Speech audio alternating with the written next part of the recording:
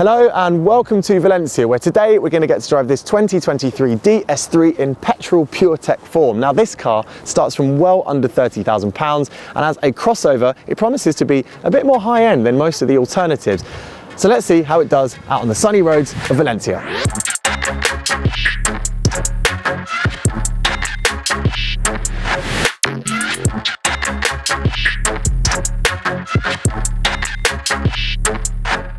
So unlike the electric DS we drove in our earlier video, this one is not spec'd in the top grade Opera trim. We are in a Perfoline Plus model, which is still pretty good, but it means you don't get leather in the interior. Instead, we've got a suede on the dash, which I must say actually still looks pretty nice, and the seats are actually cloth.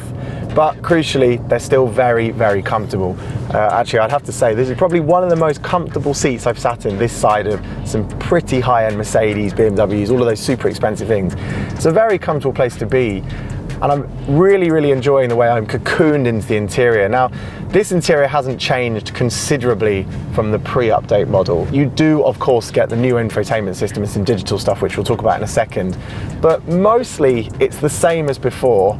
Although DS do claim to have upped the refinements, so they've not only increased the insulation in the doors and around the car so that everything just feels quieter, but also the fit and finish has been lifted a little bit as well. And yeah, I mean, I wasn't exactly prodding the earlier car when I last drove one, but from what I can see, everything is very nicely put together.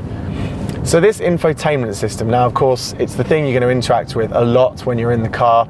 We're currently running the sat-nav system. You do have Apple CarPlay, Android Auto, but if you choose to use the DS system, it's good. It's not the best thing out there, and I think much of that's to do with the fact that the heater controls, for example, are digitally controlled, so you have to go into the screen and do stuff, which I do find a little bit frustrating. But actually, the speed of the system, the frame rate, and just the way it works, the way you can navigate through the menus is pretty good. It's very smartphone-like. Digital screen ahead of me where the instrument cluster would be, it's quite small, but I don't think that's because they're trying to cut on price or value. I think it's actually because they wanted to keep a nice small screen that's visible consistently through what is actually a relatively small steering wheel. It's not Peugeot small. Anyone who's driven new Peugeots, I know they're running tiny little steering wheels. This isn't that small, but it's pretty compact. And this car comes with a pretty good selection of driver assist features.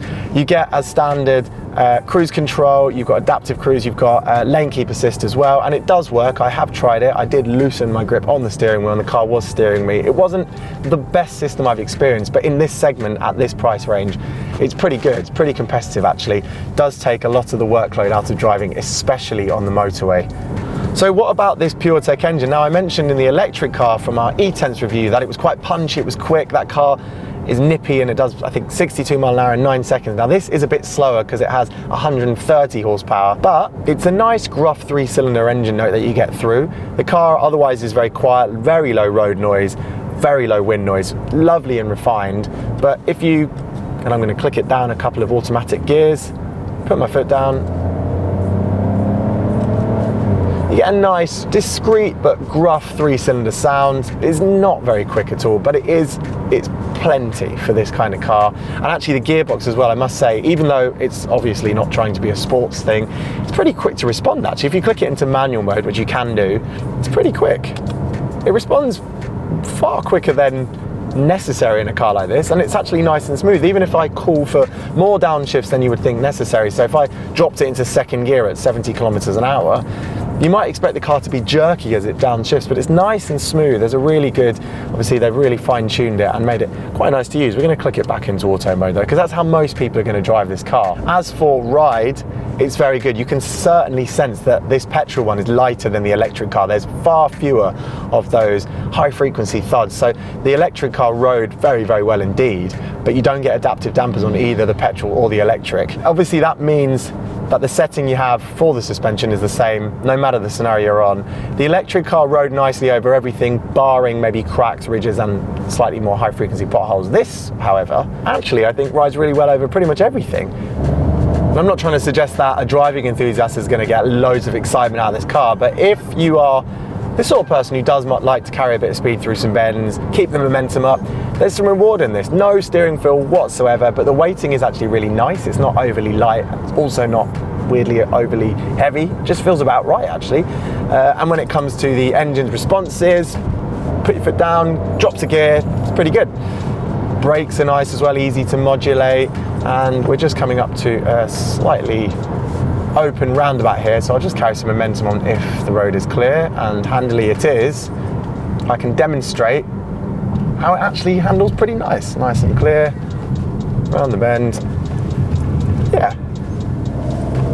And it's quick to respond as well. It was a gear higher than I wanted it to be, had my foot on the accelerator, but it dropped down straight away. So it's a nice refined package. They've done a really good job on honing the most out of this engine, gearbox and suspension as a cohesive package. That being said, there is a sport mode, so let's see how that changes things. I've left it in auto now.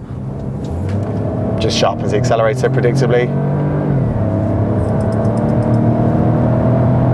It gets up and goes. You know what this engine actually does? When you work it, let it rev out, get it up to 6,000 RPM red line there, and it does start to pull quite nicely actually. So there's plenty of grunt in there, plenty. More than necessary for what I suspect most buyers of this car will use it for. All right, so now we're in a little Spanish village, very Spanish because I can't see anyone around us, and I'm gonna test out the visibility in this car because it is, of course, a fairly high up car. Now I'm reversing in quickly because the van has just arrived behind us, and I must say the visibility is pretty good actually.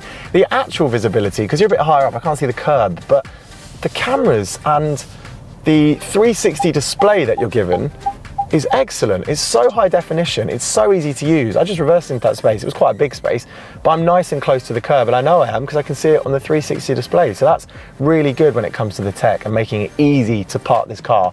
You probably noticed I didn't even turn my head around, just looked entirely on the camera. Good work. Just driving this thing around town or around this sleepy little Spanish village is very easy. The turning circle is excellent, really, really good. I'm just going to keep going around this triangle here to demonstrate how great this turning circle is. And then because you're slightly higher up, because this is a crossover, they don't call it the crossback anymore. They've dropped that from the name, but it is still a crossover, and the turning circle's really, really good. That feels very Parisian because, of course, you know, they've got tight streets over there, so I think this is going to feel completely at home in a little tight English town or village or in a big city where you're trying to get through narrow gaps. Additionally as well, because I've got big mirrors on the side and because the mirror that points out through the back is coming from a higher viewpoint, I can see all around me with all of the analog features of the car. But yeah, it's these digital features that really make driving this thing around so easy. Great little city car. So this DS3 in petrol form is a very nice place to be. The front seats in particular are lovely and I really enjoy driving it, but it does still have some of the weaknesses of that electric car when you get into the back. It is still pretty snug in the back here, but because I don't have batteries in the floor like the electric model that we tested the other day, the floor is lower, which means I can tuck my feet under the seat ahead, and it means that the knee room here, it all just feels a little bit more spacious, and it's still good on the headroom as well. I've got loads of space above me and decent room to the left of me as well. Middle seat is actually quite generous. It's pretty wide. You could sit in there. Head's a bit close to the top because I'm a bit more elevated, but still not bad at all. But I think the biggest thing you notice in this car, especially compared to the front, is you don't even get any USB chargers or ventilation down here. You do get some storage, but yeah, it feels a little bit bare, especially compared to the front. And I've noticed these windows are very, very small as well. It looks good design-wise from the outside, but from the inside, you've got a little bit less glass than you might have expected.